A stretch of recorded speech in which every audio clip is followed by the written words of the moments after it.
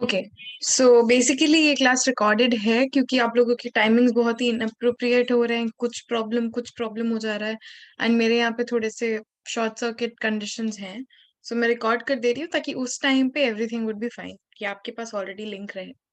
Make sure आप बिल्कुल active रहो जैसे आप लाइव क्लास में रहते हो। Take out your copies, your pens, make running notes, speak up. Like if I'm asking questions, speak up that yes, no, or whatever the answer is.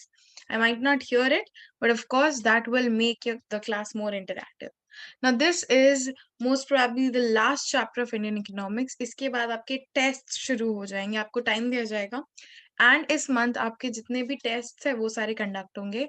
When we meet जनवरी में like face to face, तब हमारे जो 2 chapters बचे हुए economics के, that is from macro will complete that. Okay, and of course crash course and revision series साथ साथ होगा। सो एवरीथिंग, सारा का सारा नोट, सारा का सारा लिंक्स, आपको सब कुछ मिल जाएगा, सर्कुलेट हो जाएगा। So don't worry about that.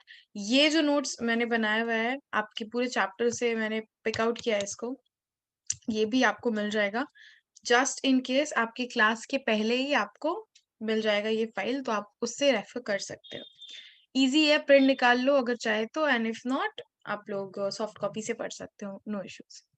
Now environment and sustainable development, देखो अभी तक जितना भी हमने इंडियन इकोनॉमिक्स में पढ़ा है बहुत कुछ वो बहुत simple, similar to independence. Independence के बाद क्या क्या हुआ था, कौन कौन से रेवोल्यूशन हुए थे, रेवोल्यूशन से हमें क्या फर्क पड़ा था, क्या क्या चीजें हुई थी, ये सारी चीजें हम देख रहे थे, सुन रहे थे। अभी हम लोग फाइनली एनवायरनमेंट के बारे में बात करेंगे और सस्टेनेबल डेवलपमेंट के बारे में बात करेंगे। यहाँ 2 वर्ड्स है, एनवायरनमेंट जिसके बारे में आपको पता है way you live, and sustainability और सस्टेनेबल डेवलपमेंट बेसिकली क्या होता है इसके बारे में थोड़ा थोड़ा पढ़ेंगे and then will move forward. तो देखो इन्वायरमेंट के बारे में आपको पता है, जहाँ पे बायोटिक एलिमेंट्स, आपको जितने भी लिविंग एलिमेंट्स दिखते हैं, ठीक है, वो सारे के सारे हमारे क्या बोलते हैं एनवायरमेंट में आते हैं। Like anything which has live in it, and of course non biotic भी बहुत सारी चीजें हमारे आसपास है जो कि हमें अफेक्ट करती है। Environment is defined as total planetary. अच्छा, तुम्हारे बुक में ये बहुत लंबा चैप्टर है, इसको मैं बहुत छोटा करके लाई हूँ क्योंकि दैट डजंट मेक सेंस कि आप 5 मार्क्स के लिए उतना सारा डिटेल पढ़ो, जबकि इट्स वेरी सिंपल। आप उतना पढ़ो जितना जरूरत है, हार्ड वर्क नहीं, स्मार्ट वर्क चाहिए अभी। Fine. Now, environment is defined as the total planetary inheritance and the totality of resources. It includes all the biotic and abiotic elements that influence each other. Of course, आपने पढ़ा होगा food chain, food web, सब कुछ एक दूसरे से connected है। जितने भी मिनरल्स है हमें उनकी जरूरत है, जितने भी प्लांट्स है, एनिमल्स है, सबको एक दूसरे की जरूरत है। इंसानों को प्लांट्स की, तो प्लांट्स को इंसानों की। एवरी थिंग और every element of the environment is interrelated with each other. Okay, abiotic elements क्या होते हैं और बायोटिक एलिमेंट्स क्या होते हैं? बायोटिक एलिमेंट जिनमें जान होती है, लिविंग एलिमेंट्स। अबायोटिक होते हैं जिसमें नॉन लिविंग एलिमेंट्स आते हैं, जैसे air, water, soil, land, rock, जो भी, sunlight. Now functions of environment की अगर मैं बात करूं तो what are the functions of environment? Environment काम क्या करता है? तो आपको पता है एनवायरनमेंट में हमें दोनों भी चीजें मिलती है, रेन्यूएबल चीजें भी मिलती है एंड नॉन रेन्यूएबल भी चीजें मिलती है हमें। ओके, ना रेन्यूएबल क्या होता है, नॉन रेन्यूएबल क्या होता है, बहुत बेसिक है एंड आई होप आपको इसका मतलब पता होगा। खुद की संतुष्टि के लिए 1 सेकंड के लिए मैं चुप हो जा रही हूँ, आप बोल लो क्या होता है renewable and non renewable, anything. Okay, so I'm like making it more easy. Tell me, what is coal? Coal क्या resource है? Is it renewable or non-renewable? It's non-renewable. Sunlight, renewable. Water, renewable. Okay, somewhere. Sunlight, water, air renewable है, खत्म नहीं होगा। Non renewable जो या तो खत्म हो जाएगा या तो वापस बनने में मिलियंस ऑफ इयर्स लग जाएंगे। Okay, now environment assimilates waste, environment sustains life, environment enhances quality of life। ये सारे के सारे उसके फंक्शंस हैं। वेस्ट अपने अंदर ही समा लेता है, जिंदगी इसी के अंदर, एनवायरनमेंट के अंदर ही है, एंड क्वालिटी ऑफ लाइफ भी। अगर आप पोल्यूशन फ्री एनवायरनमेंट रखोगे तो आपका लाइफ, आपका health condition, everything will be very qualitable. Okay, now the environment is able to perform these functions without any interruption as long as demand on these functions are within its carrying capacity. जैसे बोलते हैं ना, एक machine है, उसका अगर capacity है 20 units of article produce करने का, उससे आप हर दिन 20 की जगह 30 अगर प्रोड्यूस करवाओगे तो 1 दिन, 2 दिन, 3 दिन, चौथे दिन वो मशीन खुद बंद पड़ जाएगा, उसमें खराबी आ जाएगी, वो कुछ हो जाएगा ऐसा कि उसका वो जो 20 का कैपेसिटी था वो भी ठीक से नहीं हो पाएगा। And that is the reason आप हर एक चीज उसके औकात अनुसार या क्वांटिटी या कैपेसिटी के हिसाब से ही करोगे। उससे ज़्यादा करने से या तो वो चीज़ खराब हो जाएगी या तो जो भी आप बना रहे हो उसका क्वालिटी डिग्रेड हो जाएगा। मेरे अंदर कैपेसिटी है कि मैं 1 दिन में 10 पेजेस लिख सकती हूँ अच्छे हैंडराइटिंग में। उस 10 से जहाँ मैं 15 करने को जाऊँगी 1 दिन, 2 दिन, 3 दिन, चौथे दिन या तो मेरा हैंडराइटिंग खुद खराब हो जाएगा। तो मैम क्या इस आपका स्पेशलाइज़ेशन नहीं बढ़ रहा है? क्या आपका कैपेसिटी नहीं बढ़ाया जा सकता है? ऑफ कोर्स बढ़ाया जाता है, that takes time. And machinery के केस में ये तो हो ही नहीं सकता, या होने के लिए उसमें आपको एक्स्ट्रा मटेरियल्स डालने पड़ेंगे। एनवायरनमेंट के केस में इट्स नॉट पॉसिबल। उसका एक खुद का लिमिट है, उस लिमिट को अगर आप क्रॉस कर दोगे तो फिर कैसे होगा? इसीलिए बोलते हैं उस लिमिट को भी क्रॉस करने का तरीका होता है। अगर आप डिफॉरेस्टेशन कर रहे हो 4 पेड़ का, तो 10 पेड़ जाके लगाओ। डबल एनवायरनमेंट को दो, तब उससे एक हाथ से लो। Everything has a reason, right? Now carrying capacity का मतलब दो चीज। सबसे पहला, resource extraction should remain below the rate of resource generation. जितना जनरेट हो रहा है उससे कम आप एक्सट्रैक्ट करोगे। हर साल अगर मुझे पता है कि 10 unit of a mineral is generating, तो मुझे पता है मेरे को सिर्फ 3 या 4 हर साल निकालना है। 10 हर साल आ रहा है तो हर साल 20 नहीं निकाल लेना है मेरे को, वरना एक पॉइंट ऑफ टाइम ऐसा आएगा जहां सब कुछ एक्सटिंक्ट या खत्म हो जाएगा। So we don't have to do that. We have to be very particular और planning के संग सब कुछ करना है। The second fact is generation of waste should remain within the absorption capacity of the environment. Waste उतना ही करेंगे जितना हमारे environment की capacity है अपने अंदर absorb करवाने की। उससे ज्यादा करने से फिर क्या होगा? जो होता है, जो आपको जनरली दिखता है वही।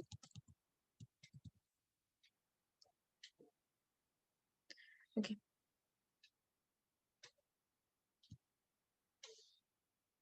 अगर ये दो कंडीशंस ठीक से फुलफिल नहीं होते हैं तो ऑफ कोर्स एनवायरमेंटल क्राइसिस होता है, which you all know. Now various, अच्छा, absorptive capacity of environment means the ability of the environment. ये तो बेसिक बात है जो मैंने ऑलरेडी बता दिया कि एब्जॉर्प्शन कैपेसिटी क्या होता है। ऑफ कोर्स वो जितना एनवायरनमेंट अपने अंदर ले सकते हैं। The various reasons for environmental crisis are as under, जो आपको पता भी होना चाहिए कि क्यों एनवायरमेंटल क्राइसिस हो रहा है। Now the highlighted portion, I hope you can see that. Population explosion, advent of industrial revolution. Population बढ़ रहा है, आने वाले दिन में और बढ़ जाएगा। अभी इंडिया का पॉपुलेशन लेवल की वजह से जस्ट चाइना के बाद इंडिया का ही नाम आता है। इसके बाद शायद हम फर्स्ट में भी पहुंच जाए, लेकिन डेवलपमेंट जीरो रेट से बढ़ रहा है।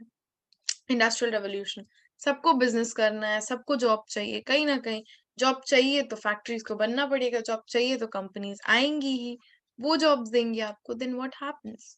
This will happen, right? Industrial revolution, pollution होता है कि नहीं उससे? बहुत ज्यादा, हद से ज्यादा। इंटेंसिव और एक्सटेंसिव एक्सट्रैक्शन, दोनों ही, रेन्यूएबल और नॉन रेन्यूएबल रिसोर्सेज, दोनों का ही कितना ज्यादा दिक्कत करता है आपको आइडिया भी नहीं है। आप उसको इंटेंसिव तरीके से निकालो या एक्सटेंसिव तरीके से निकालो, एनीवेज आप उसको निकाल रहे हो एंड आप ढंग से नहीं निकाल रहे हो, आप कैपेसिटी के हिसाब से नहीं निकाल रहे हो, तो फिर एनवायरमेंट बैलेंस तो खराब हो गई। And the affluent composition, excuse me, and production standards of developed countries. Okay, affluent consumption and production standards of developed countries के वजह से होता ये है कि they have a benchmark. उनको उस बेंचमार्क के अंदर प्रोड्यूस करना है, उनको उतने रिसोर्सेज चाहिएंगे, उनको उतना कंजम्पशन, उनका डिमांड भी है। उनके हिसाब से तो वो एक बहुत स्टेबल जिंदगी जी रहे हैं, but do you think it's stable? जरूरत से ज्यादा नीड्स लोगों के पैसे फेंकने से सिर्फ नहीं हो जाते हैं। हमारा एनवायरनमेंट है, इसे संभालना पड़ेगा, इसे अच्छे से हमें चलाना है। तो एनवायरमेंटल क्राइसिस इन सब रीजन की वजह से हो रहा है ना। What are renewable resources and non renewable, आप बचपन से पढ़ते आ रहे हो, ठीक है। रेन्यूएबल वो है जिसको आप यूज कर सकते हो बिना ये सोचे कि ये कभी खत्म भी होगा, okay.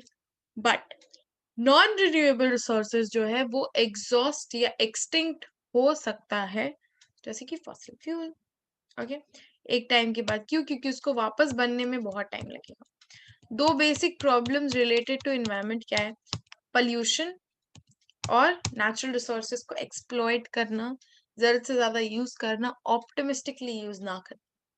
What is pollution? See I have made a very very easy notes, जिससे हर एक पॉइंट ब्रेक डाउन हो रहा है। मेक श्योर इसको आप बहुत अच्छे से यूज कर सको। I'll just send it after the class. मतलब after my recording is done, you'll get it before your class. Pollution is a contamination of useful things such as air, water, land, etc. with undesirable or harmful material like foul gases, smoke, poisonous chemicals, etc. अब मैं अगर आपको basic बात बोलूं तो what is it? देखो, pollution जो है ना, है क्या वो? आखिर बेसिक पोल्यूशन क्या है? Write down, write your answer. हर एक रिकॉर्डेड क्लास के बाद I will put few set of questions जो आपको क्लास के अंदर ही आंसर करने होंगे, एंड जैसे ही आपका क्लास खत्म होगा आप मुझे वो पिक्चर भेजोगे, तभी मुझे समझ आएगा आपने क्लास किया है। That's my trick. Now write it down, बिना इसको देखे खुद से write a question, what do you think pollution is? Write it down and after the class is over you have to send it to me, okay. So basically pollution क्या होता है? Pause कर लो एंड देन लिख लो, okay. तो pollution is a contamination of useful things, जैसे कि एयर, वाटर, लैंड, जो भी, मतलब ये सारी चीजें जिनको आप यूज करते हो उनको कंटामिनेट करना, उनको डिस्टर्ब करना, ठीक है, हार्मफुल मटेरियल से। वो कुछ भी हो सकता है, chemical, pesticide, fertilizers, poisonous chemicals, कुछ भी। और पोल्यूशन के कुछ फॉर्म्स है, 4 forms mainly: air, water, noise and land, बचपन से पढ़ते आए हैं हम। एयर को कंटामिनेट करना पॉल्यूटेंट से, एयर पोल्यूशन। वाटर को कंटामिनेट करना केमिकल पोल्यूटेंट से, वाटर। नॉइज पोल्यूशन विच यहाँ हेडेक देता है। लैंड पोल्यूशन आपको पता है, सॉइल को बर्बाद करना। कुछ हम लोग पॉइंट्स पढ़ेंगे, इंपॉर्टेंट पॉइंट, जैसे global warming, ozone layer depletion, जहाँ पे you will get to know what these are. इसके साथ साथ कुछ ट्रेजेडीज के बारे में बात करेंगे, आपके नोट्स में हो ना हो, आई टॉक कुछ ट्रेजेडीज के बारे में जो कि नेचुरल नहीं थी, मैन मेड थी, बट उसकी वजह से कितने रिसोर्सेज बर्बाद हुए। ओके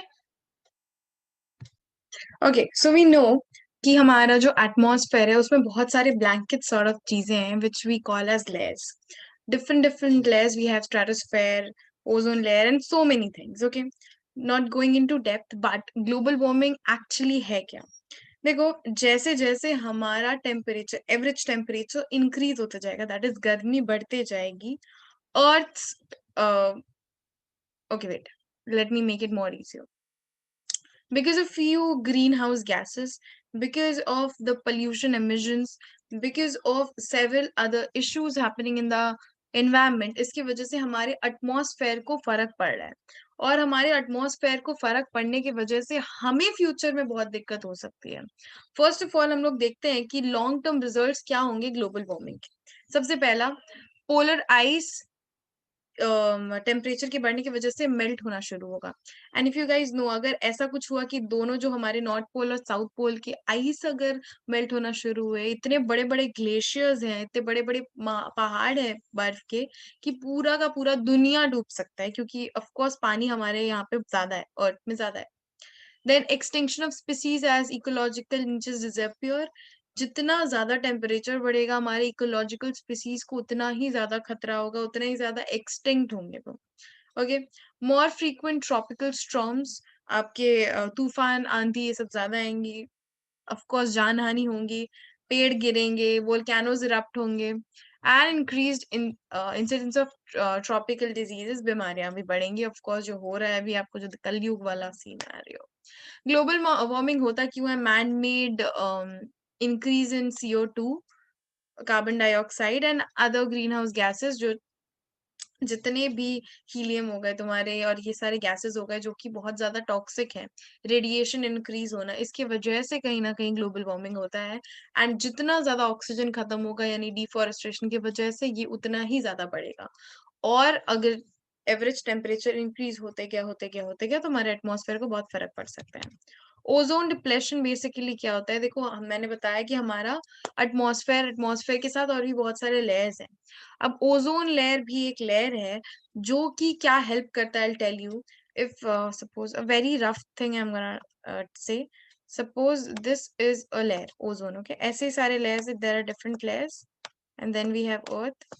तो if this is sun, so what happens, sun की जो हीट आती है वो डायरेक्टली अर्थ तक नहीं पहुंचती है, वो डिफ्लेक्ट होके पहुंचती है। डिफ्लेक्ट हो गया, जो बचा हुआ हीट है वो और आएगा, फिर डिफ्लेक्ट होगा, जो बचा हुआ हीट है वो और आएगा। ओजोन लेयर में तुम बोल सकते हो छेद हो रहा है या फिर होल्स हो रहे हैं, जिसके वजह से क्या हो रहा है, मतलब द होल्स और द छेद, what ever you call it, it's because of, just a second, it's because of the increase in temperature. तो इस छेद या इस होल की वजह से डायरेक्ट सनलाइट अंदर आ रही है, जिसकी वजह से कहीं ना कहीं बहुत सारे डिफरेंट गैसेस जनरेट हो रहे हैं, रेडिएशन जनरेट हो रहा है, which is of course not good for us. Okay. Now, problem of ozone depletion is caused by high level of CFC used as cooling substances in air conditioner, lubricants, refrigerators, जो कि उन चीजों को ठंडा रखने को काम आता है। और उसके बाद जो हीट निकलती है, आप अगर एसी चल रहा हो घर के अंदर तो आप बहुत सुकून से रहते हो, घर के बाहर जो पंखा चल रहा होता है ना एसी का, बहुत गर्म हवा आती है, just go in front of it, आपको पता चलेगा 5 मिनट के अंदर, आपको रियलाइज होगा इट्स टेरिबल। ठीक है। तो ये सारे जो CFC वगैरह निकल रहे हैं, ये सारे जो गैसेस हैं, इनके वजह से कहीं ना कहीं ओजोन डिप्लेट हो रहा है। डिप्लेशन की वजह से यूवी रेज या रेडिएशन जो मैंने बताया, वो लिविंग ऑर्गेनिजम्स को प्रॉब्लम करेंगी। थ्रेट है ये हमारे कंट्री को, दुनिया को, जो भी बोलो। Threat to India's environment poses dictate threat of poverty included environmental degradation and at the same time threat of pollution of course, साथ साथ air pollution, water contamination, soil erosion, deforestation, सारे रीजंस तो हैं ही। वाइल्ड लाइफ एक्सटेंशन, ये कुछ concerns हैं, right, जो कि इन्वायरमेंट को खराब कर रहे हैं या फिर कर सकते हैं फ्यूचर में। प्रायोरिटीज इश्यूज क्या क्या है जो इंडिया में आज के दिन पे दिख रहे हैं, and this is the important question. कौन कौन से ऐसे इश्यूज है जो आज के टाइम पे आपको इंडिया में दिख रहे हैं कि आपको सही करना होगा? लैंड डिग्रेड हो रहा है, बायोडाइवर्सिटी लॉस, जितने स्पीसीज है लॉस हो रहे हैं। आपको पता है कैलकाटा में ही आपको रॉयल बंगाल टाइगर दिखता है which has blue eyes. If you would spare few minutes, आप यूट्यूब खोलो एंड वहां आप एक मूवी का नाम टाइप करो, अगर आपने नहीं देखा है तो, it's roar, ROAR। That was the first movie of, क्या नाम है उसका जो गर्मी मूवी में है डांस किया, व्हाट्स हर नेम, पछताओगे में है जो, क्या नाम है उसका, आई होप आपको पता होगा मैं किसकी बात कर रही हूँ। ओके, नाम याद नहीं आ रहा है मुझे। Anyways, of course I know she's very popular, street dancer में भी she's there. That's her first movie. Anyways, um, बहुत अच्छी मूवी है, उसमें आप देखोगे royal Bengal tiger, that's a real shoot. Okay, so वो भी एक्सटिंक्ट होने के कगार पे, एंड ऑफ कोर्स टाइगर्स बहुत कम बचे हैं हमारी कंट्री में, आपको पता है, गिन सकते हो आप। तो उनको मारना इज समथिंग बहुत ही ज्यादा इलीगल, फिर आप जेल वेल हो जाएगा, सब हो जाएगा। Air pollution with special reference to vehicular pollution in urban cities, हमारे जो अर्बन एरियाज हैं जहाँ हम रहते हैं वहाँ तो सांस लेना मुश्किल है भाई, इतना ज्यादा पोल्यूशन, कहीं से भी कोई भी गाड़ी कैसा भी धुआं छोड़ रहा है, और and you are just inhaling it, तो लाइफ तो ऐसे ही कम हो रहा है सबका। फ्रेश वाटर का तो जो कड़की आया हुआ है, हर फ्लैट में आ जाओ तुम, एक्वागार्ड और प्योरीफायर है तुमको, आज के डेट पे it's important. Solid waste management, जो प्लास्टिक्स होते हैं, ठीक है, आपके पेपर्स होते हैं, आपकी कितने सारे प्लास्टिक रैपर्स देखो मेरे पास अभी पड़े हुए,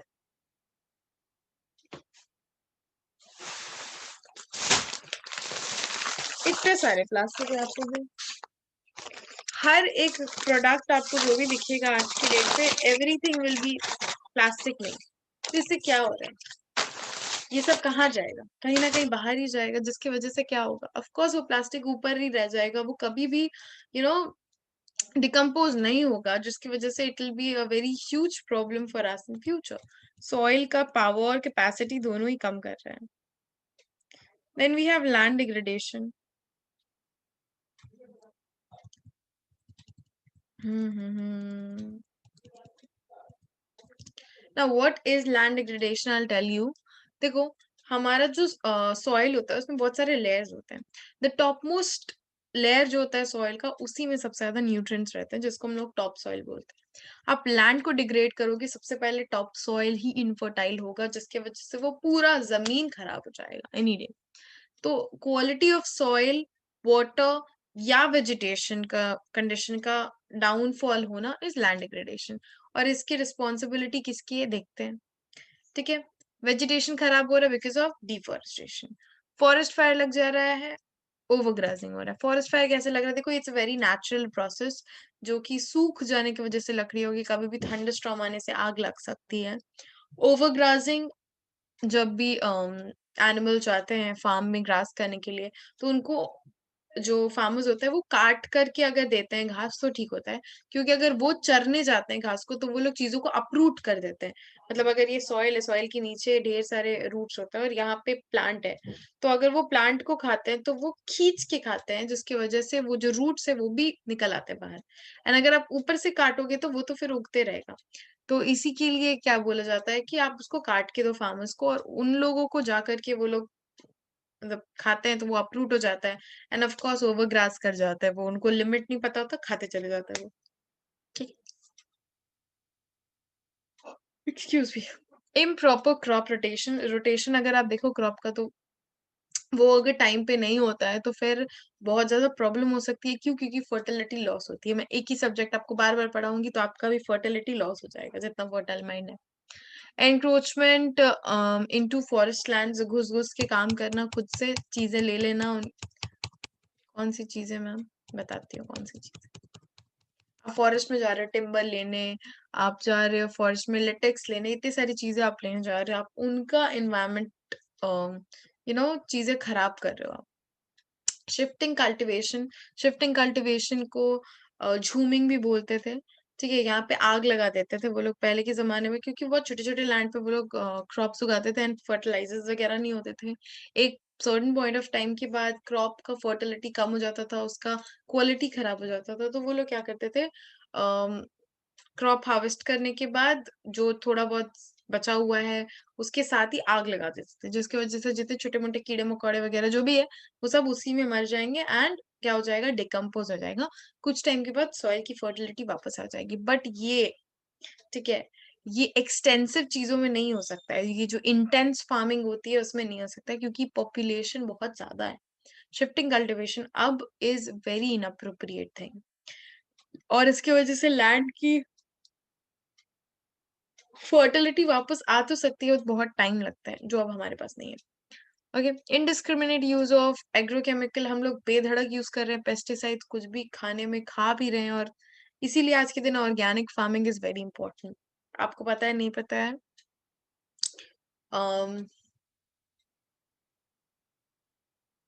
Gangtok, what is it,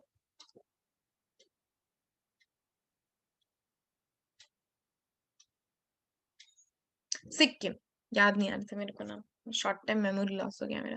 Sikkim is a only and only place in India जो फुल ऑर्गेनिक तरीके से काम कर रहा है। ऑफ कोर्स वेजिटेबल्स आपको महंगे मिलेंगे, बट सब कुछ ऑर्गेनिक तरीके से उगता है, बिना किसी केमिकल फर्टिलाइजर्स के, बिना किसी पेस्टिसाइड के। Okay, improper planning and management of irrigation system अगर आप देखो, बिल्कुल भी नहीं है। ना ढंग का कोई भी प्लानिंग किया हुआ है, ना कुछ भी सही से, कुछ भी नहीं है। अगर आज फार्मर्स को पानी चाहिए होगा, वो आज भी बहुत सारे गांव डिपेंडेंट है अपॉन बारिश। ग्राउंड वाटर को एक्सेस कैपेसिटी में निकालना और उस तरीके से उसका रिचार्ज ना होना बारिश के बाद। Okay, poverty of the agriculture dependent people, क्योंकि वहां पे अंडर एम्प्लॉयमेंट है, ज्यादा लोग इन्वॉल्व है, I have already told and mention. और इसके लिए आपने चैप्टर्स और पिछले पढ़ चुके हैं कि क्या ऐसा हो कि ये चीज सॉल्व हो जाए। And non adoption of adequate soil conservation measures, ढंग से सॉइल को कंजर्व करने के कोई भी मेथड्स को अपनाया नहीं जाना, it is also a very important and a very negligible cause. I am keeping it till here, in the next class will continue with the rest of the portion. Thank you and make sure कि आप अच्छे से पूरा का पूरा class करें। Bye.